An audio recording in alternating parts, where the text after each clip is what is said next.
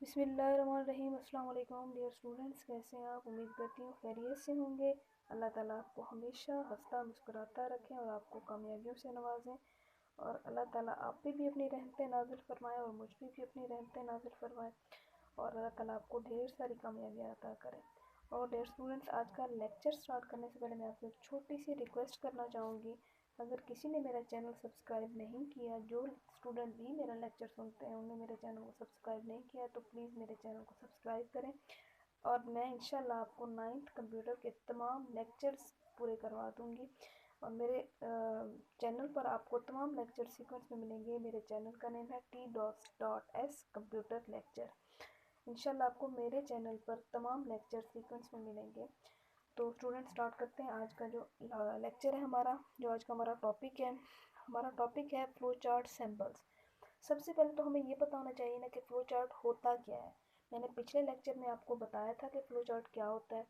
तो आप इंशाल्लाह, मैं उम्मीद करती हूँ कि आप मेरा पिछला लेक्चर देखेंगे। आप मेरे पिछले लेक्चर को देखें और उसमें देखें कि फ़्लो चार्ट है क्या चीज़। लेकिन मैं फिर भी आपको थोड़ा सा रिवाइज करवा देती हूँ कि फ़्लो चार्ट है क्या। जो फ़्लो चार्ट होता है वो हमारी किसी भी प्रॉब्लम का जो हम सोल्यूशन निकालते हैं, उस सोल्यूशन को जब हम किसी ग्राफिकल रिप्रेजेंटेशन में लाते हैं, किसी तस्वीरी शक्ल में लाते हैं, तो उसको हम कहते हैं फ़्लो चार्ट।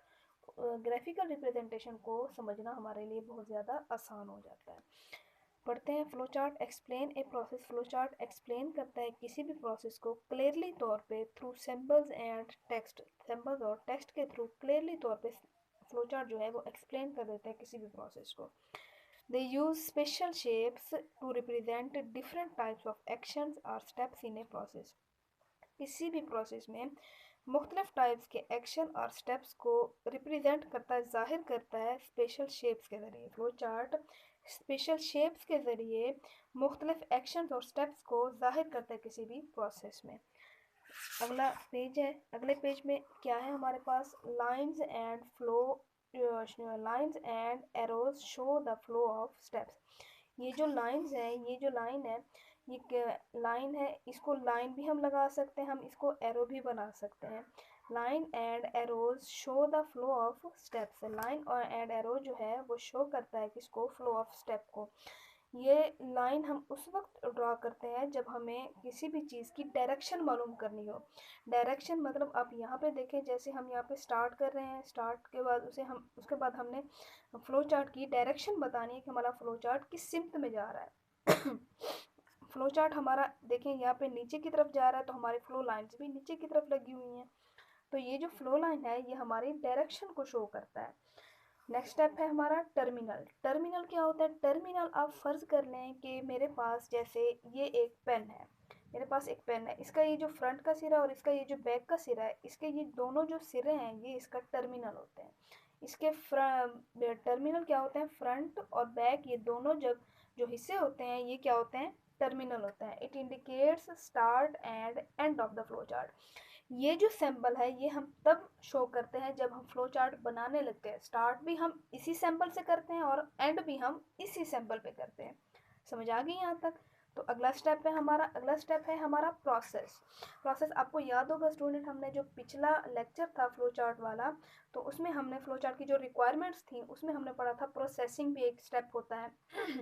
प्रोसेस मतलब जब हम कोई भी डाटा इन करते हैं, किसी भी चीज़ में इनपुट हम करते हैं तो उसके बाद प्रोसेसिंग होती है, वही प्रोसेस होता है। और प्रोसेस के अंदर हम क्या करते हैं? प्रोसेस के लिए हम ये सैम्पल यूज़ करते हैं और it represent operations to change value. और प्रोसेसिंग में हमारी जो वैल्यू होती है वो चेंज हो जाती है।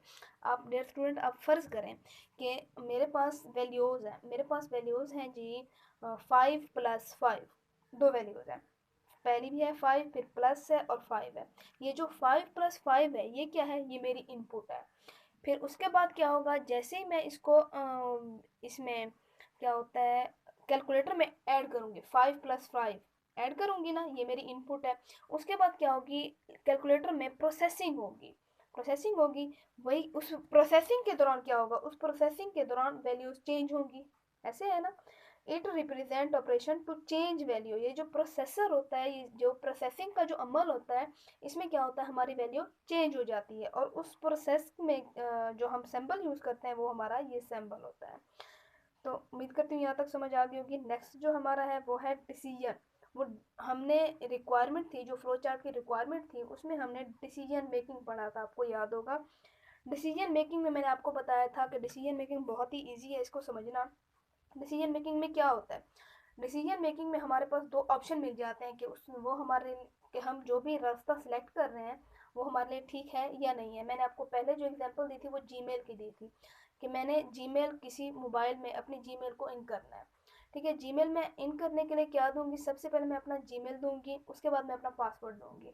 अगर मेरा जो डाटा मैंने उसमें इन किया है अगर वो बिल्कुल ठीक होगा तो क्या होगा कि मैं अपने जीमेल में चली जाऊंगी, जीमेल मेरा ओपन हो जाएगा। और अगर नहीं होगा ठीक तो क्या होगा, फिर मुझे दूसरे ऑप्शन मिल जाएंगे कि मैं फॉरगेट पासवर्ड करूँ या मैं कुछ भी और करूँ।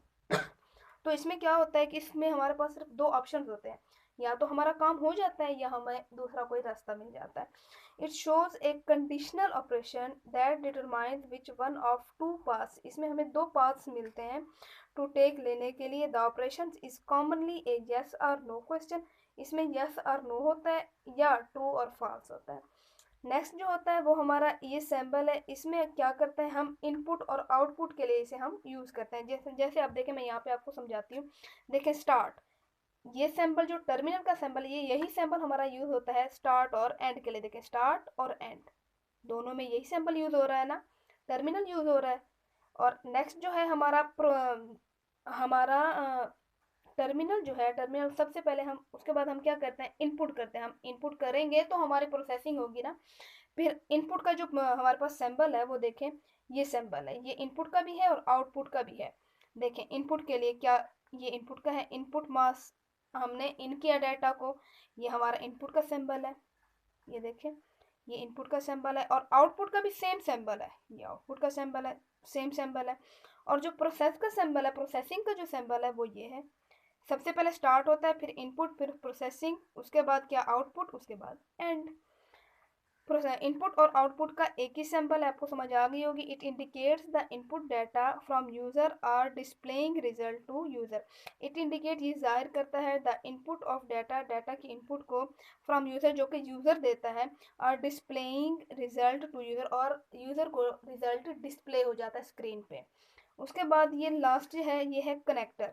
कनेक्टर क्या होता है, ये हमारा जो फ्लो चार्ट होता है, दो फ्लो चार्ट्स को आपस में मिलाने के लिए हमें कनेक्टर की ज़रूरत पड़ती है। कनेक्टर क्या होता है, कनेक्टर हमें, ये सर्कल जो होता है ये हमारा कनेक्टर, हम कनेक्टर की मदद से दो फ्लो चार्ट को जोड़ पाते हैं। ए flow chart does not fit on A page, अगर एक फ्लो चार्ट एक ही पेज पे फिट नहीं आया, then we use connector to connect parts, तब हम कनेक्टर को यूज़ करते हैं पार्ट्स को कनेक्ट करने के लिए of A flow chart on the different page. Flow chart तब हम कनेक्टर को यूज़ करते हैं कनेक्ट करने के लिए डिफरेंट पेज पर। उम्मीद करती हूँ स्टूडेंट्स आपको समझ आ गई होगा आज का लेक्चर। तो दुआओं में याद रखिएगा और मेरे चैनल को सब्सक्राइब ज़रूर कीजिएगा। इंशाल्लाह मिलते हैं नेक्स्ट लेक्चर में, तब तक के लिए अल्लाह हाफिज़, फ़ी अमान अल्लाह।